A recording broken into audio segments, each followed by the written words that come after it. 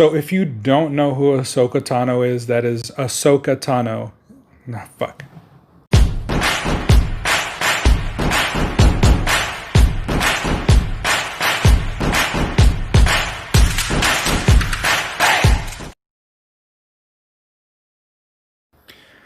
What's up, guys? This is your man Nello. Welcome back to another TBG Trial by Gaming feature. And on today's episode, I'm going to be breaking down the new G.I. Joe Classifieds Cobra Island Firefly. Now, if you remember how it all went down with the first Cobra Island, it's an exclusive to Target, and both Hasbro and Target just completely dropped the ball on the first wave, and it seems to be on the second wave. It's really no different. Basically, that means that when it's a Target exclusive, Target employees are aware of how much these are going for on the secondhand market, and they're buying them up ahead of time and potentially even selling them up after. So on top of that, there are other customers that are able to find a way to buy them before the street date even happens. So by the time the street date occurs and Target is supposed to have them in stock, none in your local area have any. But I lucked out on the day of and was actually able to pick up a Firefly. Now, as much as I wish I would have been able to get a Cobra Viper, please hit me up if you have an extra. I'd be more than happy to buy it. But at least I was able to pick this guy up, and this was actually a fairly smooth transaction. I showed up, asked him for it, and was given one, and told that it was one per customer, which I have absolutely no problem with. So let me go ahead and bust this guy out and break him down, box and everything, so we can see whether or not it's something that you want to go through to try to pick it up, because my story is absolutely not unique. I'm on a couple of Facebook pages, and everyone seems to be saying the same thing. I went through hell and back just to get one, or I went through hell and back and went home empty-handed. So hopefully you're one of the people that was able to go home not empty-handed, but let's see, again, if it's worth something for you to put your effort into trying to get, because again, these are so difficult. Let's get it. You guys, so here we have them in package. It's a beautiful looking box, just the way the rest of the G.I. Joes have come. A little bit of that Cobra Island popping up right there. Really nice box artwork, and you get a really good view of everything that comes with the figure, all the way through to all his gadgets. Now, this is a very gadget heavy figure, and so we're going to go through all that in a couple of seconds. The side shot is just, again, a little bit more of that box artwork and a really nice close-up of his eyes. Really cool looking Cobra Island stuff on it. Not just the Cobra Island, but the Cobra insignia on the shoulder. Some explosions, because this is an explosive a demolitions expert, basically.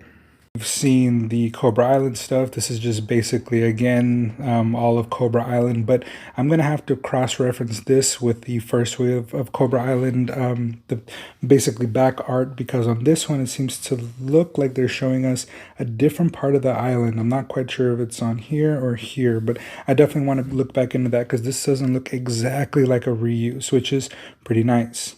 On the other side of the package, we basically get a couple of statistics on the Firefly. Now, just like the rest of them, you have to go on to the G.I. Joe website, basically, then scan these, and it'll tell you what level he is. And this is the 21st figure of the series. Alright, you guys, so here we have Firefly out of the package, and let me just go ahead and say I think Hasbro sold us a little short on how cool this thing actually looks in person. I feel like some of the photos from before made him look a little more boxier, a little bit more heavy set than what he was actually going to look like once we had him in hand. But I have to admit, I really do like this guy. I had a lot of reservations, but now that I'm actually here, this is a pretty fucking cool figure. So let me go ahead and break down all the accessories that come with him. Now, he does have a lot of that G.I. Joe goodness that we've seen so far. Solid articulation all the way through, double joints everywhere. Everything you can think of he basically has, and then on top of that, just like a lot of the other G.I. Joe figures, basically everything you see on him in the package can actually fit on the figure itself. So I don't have anything on the side that I'm gonna have to bring in later. Everything you see in the package already comes on him the way it is, and that's really dope. To me, that's one of my favorite things, not needing to worry about needing to put anything off to the side, knowing that my figure can basically carry it all. So let me go ahead and give you guys a 360 of this guy. So here we obviously have the front. Now we have the left side, back side, Now we have on the right side with that beautiful Cobra logo, which to be honest for me came out super clean. It's a really clean pauldron overall, and it really does add an extra aesthetic to the figure itself. As I mentioned earlier, this is a fairly gadget heavy figure, and he does come with a good amount of stuff. And as I mentioned, everything that he comes with is already on the figure. So let me go ahead and break down each individual piece. So for starters, we basically have this, I guess you can say military style iPad. You see right there, it's got the screen on the back. I thought that pegged into the figure, but it doesn't. I'm sure there's another purpose for it, but he basically holds it in his hand, and it's to control the Mickey Mouse looking drone that you see on the back of his head. And I'll explain that in a second, but it is just an all flat black plastic, which is pretty normal for the G.I. Joe line. Everything that they come with accessory wise usually is a flat black with maybe some kind of red or blue trim on it. Next, we get this really cool pair of goggles, again, all black, and I'm still not sure if he's supposed to wear it like this with the antenna up or like this with the antenna down, though I imagine it's going to be up, but it's a nice black all the way through with just basically red eyelids, or excuse me, goggle eyes or visors, whatever the fuck you want to call it. But it looks pretty good and it fits on his head pretty nice. I haven't had any kind of warping or stretch marks. It fits perfectly fine without issue. Now, this is where it gets really cool. I am going to break it down separately, but basically the backpack holds the gun on the side, and then, as I mentioned, his drone on the top, and it pegs in really nicely, though doesn't exactly connect very well right there. But it does flip up, as you can tell. Pretty badass. So let me go ahead and break down these three real quick. So for starters, we have this gun, which isn't really... I'm not going to say it's any kind of real military type of gun. None of them seem to be, but it's more than a pistol, but less than an assault rifle. That's my best way to put it. It does show him kind of holding it in the package via just one hand, but it does look to have a little bit of a grip right there for him to basically shoot it with both hands. But it is pretty dope, and it does go with the whole motif of him being more of a demolitions expert than anything else. And this is basically one big ass magnum, and that's pretty dope. Now we have just the backpack itself. It pegs in at the very top, hollow on the inside, though now on live, I'm actually going to show you guys this, which I just realized. You see that groove right in the middle, right where it's shiny right there? Well, you know what? Holy shit, I just figured that out literally on the fly, and that's dope as hell. I know it seems like a relatively small... not accessory, but caveat that this figure has, and I swear I love that. That's actually really dope, and that's good ingenuity, you know, giving us the most out of what we're getting with the backpack and giving it that multi-purpose use. Again, I'm able to put everything that I need on this figure on the figure without needing to store it anywhere else, and that's, I'm not gonna lie, pretty fucking dope. And now, last but not least, his drone. So his drone actually looks, let me see if I can get a little bit better lighting in here. Okay, so the drone itself looks pretty dope. Basically has these engines on the side for it obviously to fly. Mine came with a little bit of scuffing right there. I don't know if you can see that whiteness. And then actually it's articulated individually with both feet, which is, again, pretty badass. And it hinges all the way forward, again, because you're going to put it on the top of the backpack like so, and then it's going to come down like that. But for the most part, all black, painted pretty nice. Pretty sure this is more of maybe an explosive drone. I'm not quite sure, maybe a surveillance drone. And again, just the big red eye in the middle, but pretty dope overall. Now for some of the paint detail. Let me give you an up and down of the front, all right? So here we're going to have the, let me see if I can get it to... So here we have the actual head itself, and it's very detailed. Out of all the figures we've gotten so far, this one has to have the most amount of character and just personality in just the eyes itself. We see basically what looks like a bit of singed skin, because again, this is a demolitions expert, and he probably has had his face burned. And the eyes have a lot of fierceness in it. He does look fairly evil. One eye is slightly bigger than the other. And I'm not quite sure if it's supposed to be like that, but can you tell when you're looking directly at him that this side of his head seems to be a little bit more raised? And I think that's actually how they wanted it to be done. But for the most part, the paint apps and all the details look Really nice coming all the way down. We have these black plastics. The gray of the armor is a bit different.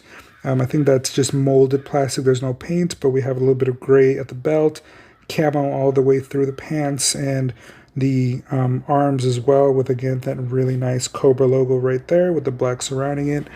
And the plastic on the pauldrons seem to be a little bit different from the plastic that's on the chest. I don't know if you can tell, it's not as shiny on the pauldron, but I like that. Again, a lot of definition on the different kinds of plastics that they've used. And then the hands are more of a matted black. That is perfectly fine. The knee pads seem to be a slightly different color than the rest of the figure. I don't think this specific color is reused. And then again, we have the plastic of the feet, which is that darker gray. And then on the back, we follow the same motif all the way back to the top of the head. And there's the peg where the backpack goes in. And then, of course, the grenades, because what would a demolition expert be without a bunch of fucking grenades, right? So that's basically to and from. Again, I don't really see any real issues on this figure in terms of front to back. He looks pretty good. He came out without any issues, and for the exception of his little drone having that like white plastic marking on it, that like nub mark, this guy came out pretty flawless for what I was expecting it to be. All right, so obviously we're going to break down articulation, and as I mentioned before, incredible articulation. I don't have anything to really bitch about with this guy. I thought he was going to have a little bit less considering the body armor, but let me go ahead and break it down for you from top to bottom. All right, so his head does go down that far and about that far back, which let me go ahead and show you from the side. He can look up just as far as you'll ever need, and pretty far down as well. And his neck itself actually goes up and down. And I'm not sure if the rest of them have that. That might be something new, but it does add a little extra amount of realness. And of course, as you can tell, beautiful neutral pose, straight up and down. Again, something to really love about these G.I. Joe figures. Now his shoulders are going to be a little bit different because this one has this pauldron, and I'm not sure how stretchy it is, but as you can tell, it's not so bad. So his arm does go up about that far. Upper bicep does swivel full 360. Double jointed biceps goes all the way. Actually, you know what? Let me go ahead and, yep, as far as you're ever going to need it. Now, while both his hands are trigger finger hands, this one right here goes inwards, right? Like throwing a frisbee. And then this one on the left, which means he might be left-handed, actually does the trigger pose, right? So up and down, kind of cowboy style. Now, it's kind of hard to tell because of the chest armor, but he does bend forward just enough to actually show that he can, and backwards just a wee bit as well. So not as much as you might hope for these kinds of articulated figures, again, because of the armor, but not completely stiff. There is definitely some workability there in terms of posing. Now, for the hips, they do go out. You can do the full splits, goddamn. At the upper thigh, we do have a full 360 that he can do. We have double jointed at the knees, which does allow him to come just shy of really kicking his own ass, but it's more than you'll ever need. And then at the calf, we do have a full 360. And then we do have a really nice, I mean, look at that, goddamn, ankle pivot. And then it does also go that far down and that far up. Overall, I think that this is probably going to be a very dynamic figure, just like the rest of them, and he's going to look just as good as the rest of them when they're all put together.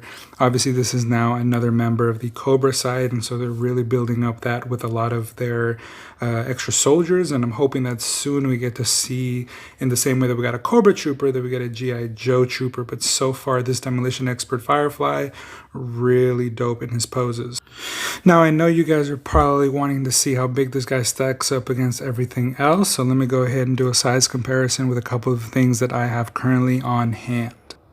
All right, so here we have him next to the Revoltech cable, and as you can tell, the Revoltech cable towers over him.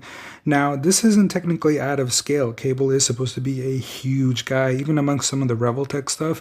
He stands fairly tall, kind of like All Might, so this one is actually not too far off from what could be to scale. Now, the size comparison that you guys actually wanted to see, here we have the G.I. Joe Arctic Mission Storm Shadow. We don't have a regular Storm Shadow yet, so this is the only one we have. So I did cop it through Amazon. It was a good deal. And as you can tell, even with the hoodie up, he is marginally almost the same height. But to be honest, my camera isn't picking it up as good as I'm seeing it right here. But as far as I can tell, basically there are almost the same height, but I'm willing to say Firefly is the slightest bit buffer and the slightest bit taller, and it could be because of the armor, but as you can tell, Storm Shadow has it as well, and he's not really that much bigger in any kind of fashion. But for the most part, they are almost identical in size, really, but I think that this stacks up pretty well with each other. Now for some comparisons that you might not have been expecting me to have. So here we have him right next to one of the NECA Triceratons, and as you can tell, this isn't half bad. I would almost argue that the Ninja Turtles are probably about the same height and size as the G.I. Joe figures, so for the most part, I think if I were to rewatch this cartoon, this is really how a human would size up next to a Triceraton. Now, they don't look good at all with each other because the G.I. Joes look very natural, very almost realistic, while this guy obviously looks as cartoony as you can get, as like comic booky as you can get. But that is the appeal of a lot of these Triceraton figures. Now, on a more 7-inch scale, we have here the Cog Soldier. No, just kidding. This is actually a Marcus Phoenix Storm Collectibles body, and I was able to get that extra Cog Soldier helmet from the Warden figure from Storm Collectibles, and so I was able to finish basically a Cog Soldier. Now, as you can tell, they are closer to the 7-inch, maybe 7.5-inch. I could be wrong. Maybe this might be 8-inch, but for the most part, as you can tell, towers over him. In no way does this look normal. This is really like more of a huge locust compared to a regular human, if anything. But as you can tell, sizing, that is how they all size up. Now, overall, I think Firefly is definitely a must-have. If you see him at the store at Target, which is the only place you're going to be able to get him at, I think you most definitely should pick him up. He's a great addition. He's going to look good with the rest of your Cobra Troopers. And if you're trying to build out your diorama, he is a good piece to have, especially with all the extras that he comes with. He obviously doesn't come with any stands to hold up the drone, but if you have your own, that definitely gives it another layer, again, to your diorama or your collection as a whole. Now, I think the Viper is probably going to be the MVP of this whole wave anyway, and that's really going to be the ones that I would say they're worth the trouble. I'm not saying that Firefly isn't worth the trouble. If you see him, pick him up. If you maybe have to speak to customer service to get one, sure, but going that extra step to try to get this guy, I don't know. I don't think this speaks to me in that way. Beautiful looking character for sure, and I'm glad to have him and to have been able to get him as easily as I did, but I don't think I would have gone above and beyond for this guy the way I might have for, let's say, one of those Vipers. So again, great figure. I think definitely a must-have, and he's worth at least a regular trip out to see if you can find him at your local shop. Well, at your local Target, assuming that you're not going to have to go second party, guys. All right. Alright guys, so as I mentioned, this one is definitely a must buy. I don't know if he's worth the biggest headache to try to get, like maybe those Vipers might be, but for the most part, he's something that you're going to love to add in addition to what you already have of the G.I. Joe regular classifieds and even the Cobra Island stuff. Now, if you did like this, I would appreciate if you guys gave me a like, a comment, a subscribe. Please give me some feedback if there's anything I can do to change up the content that I'm giving you guys. I'm actually trying some new things with lighting and was able to get a new kit for making these videos. So let me know if you guys notice any kind of difference or if there's anything that I should be doing different. In the meantime, as I mentioned, like, comment, subscribe. I will be putting out more content as the new year comes on. I actually just started a recent position, so because of that, I might have a little bit less time, but I'm going to try to organize myself in a way that I can continue bringing you guys content, including any kind of reviews that you guys want me to do. That's pop culture wise, right? Gaming, figures, movies. There's a lot happening right now, and if there's something that you want me to specifically hit, let me know, and let me see what I can do for you guys. So go ahead and stay tuned for the next time. I am your host, Nello. Deuces.